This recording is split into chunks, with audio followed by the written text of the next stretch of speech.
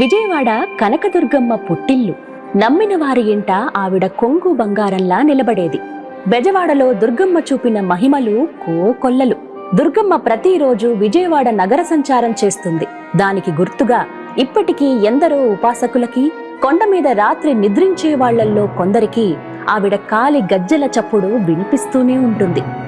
1955వ సంవత్సరంలో జరిగిన యథార్థ సంఘటన ఇది. విజయవాడలో ఢిల్లీ వెంకన్న అనే ఒక రిక్షా కార్మికుడుండేవాడు.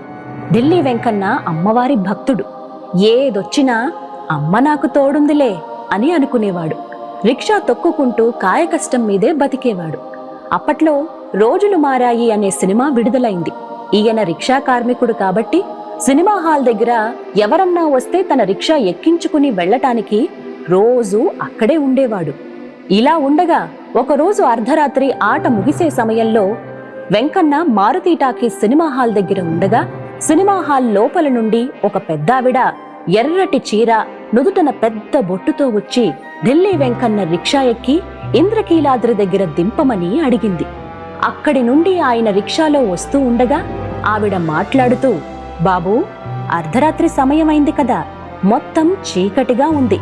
అర్ధరాత్రి దుర్గమ్మ గ్రామ సంచారానికి వస్తుంది అంటారు కదా, నీకు భయమయ్యట్లేదా అని అంటే దానికి సమాధానంగా ఆ రిక్షా వెంకన్న, ఆవిడ మా అమ్మ తల్లే, తల్లి దగ్గర బిడ్డలకి భయం ఎందుకు అన్నాడు.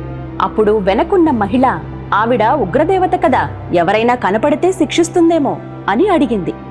అందుకు ఆ ఢిల్లీ వెంకన్న, తప్పు చేసినోళ్ళని ఆళ్ళని శిక్షిస్తుందేమో, తన బిడ్డలనైతే కాదుగా, ఒకవేళ నిజంగా శిక్షిస్తే కూడా కొట్టినా మా అమ్మే, పెట్టినా మా అమ్మే, మా అమ్మ ఎంతైనా బంగారం అన్నాడు.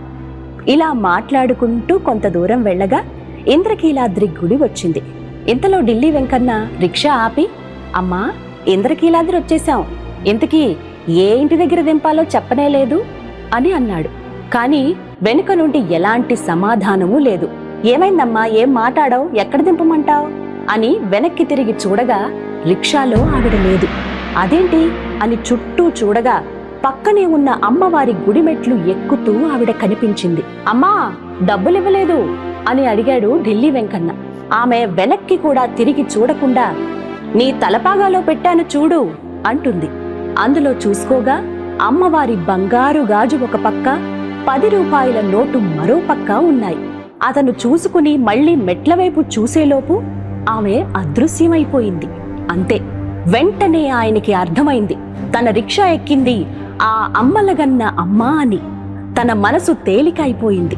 ఒక్కసారిగా ఆనందంతో బెర్రికేకలు వేయటం మొదలుపెట్టాడు ఆ వెంకన్న. చుట్టుపక్కల ఉన్న వాళ్ళందరూ పరుగు పరుగున వచ్చి ఏమైంది ఏమైంది అని అడుగగా వారికి జరిగింది చెప్పాడు.